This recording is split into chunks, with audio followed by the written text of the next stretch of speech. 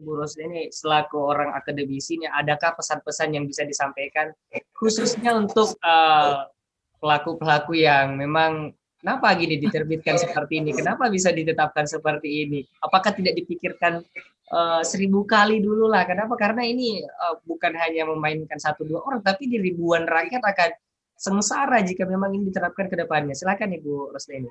Ya, makasih Pak Febrian.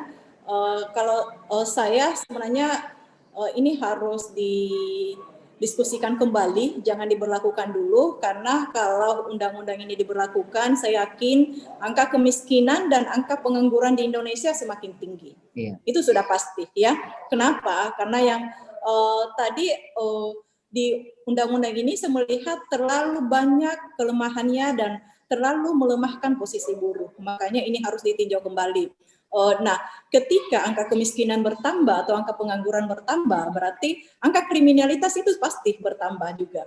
Ya kan, itu sudah pasti. Dan saya tidak bisa ini kan bagaimana Indonesia ke depannya kalau ini tetap diberlakukan. Jadi ini kalau saya harus didiskusikan dulu kembali supaya kalau bisa kembali lagi ke Undang-Undang Nomor 13 ya, Undang-Undang Nomor 13 tahun 2003 itu saja yang digunakan, karena saya kira itu sudah bagus, itu saja yang digunakan, tidak usah lagi kita menggunakan undang-undang cilaka ini karena terlalu banyak melemahkan buruh dan saya yakin akan menambah angka kemiskinan dan angka pengangguran. Saya kira itu yang kalau saya pesan saya seperti itu buat bapak-bapak kita atau ibu-ibu kita yang mengambil kebijakan tersebut. Baik, terima kasih Bu Rosda. Ini saya terakhir ke Pak Sukardi, apakah ada tambahan sedikit buat pesan-pesan? Saya setidaknya bisa menyentil lah orang-orang di atas gimana nih, ini aturannya salah ini, seperti itu. Silakan Pak Sukardi.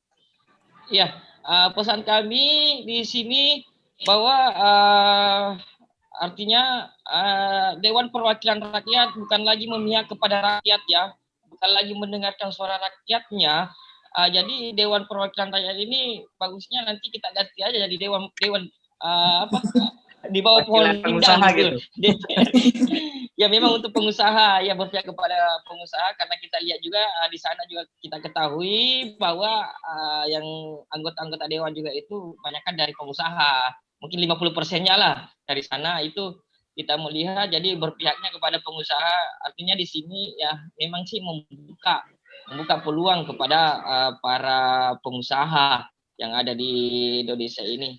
Dan kami harap kepada Dewan Perwakilannya Rakyat yang telah mengesahkan undang-undang ini, tolong dicabut undang-undang tersebut supaya kita sebagai rakyat bisa menemukan kesejahteraan. Jangan menghilangkan amanah Undang-Undang Nomor 33 Undang-Undang Dasar 1945, di mana bumi, air, dan kekayaan alam yang terkandung di dalam negara kita ini digunakan untuk kemakmuran masyarakat. Tolong dikembalikan undang-undang itu.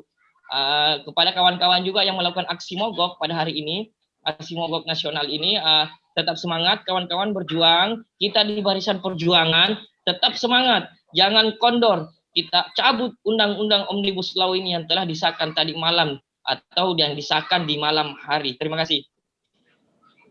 Baik, terima kasih Pak Sukardi Sulkarnain yang sudah hadir di talkshow kita hari ini. Ini memberikan informasi yang memang ini suatu harus memang kita jegal ini, karena memang suatu yang salah tidak bisa dibiarkan sama sekali. Dan terima kasih juga untuk Ibu Dr. Rosdeni Daga yang sudah hadir pada hari ini memberikan masukan-masukannya buat pemerintah di sana, karena memang orang-orang yang diberikan amanah, diberikan jabatan sebagai anggota DPR itu bukan hanya sekedar jabatan semata, tapi ini mewakili rakyat.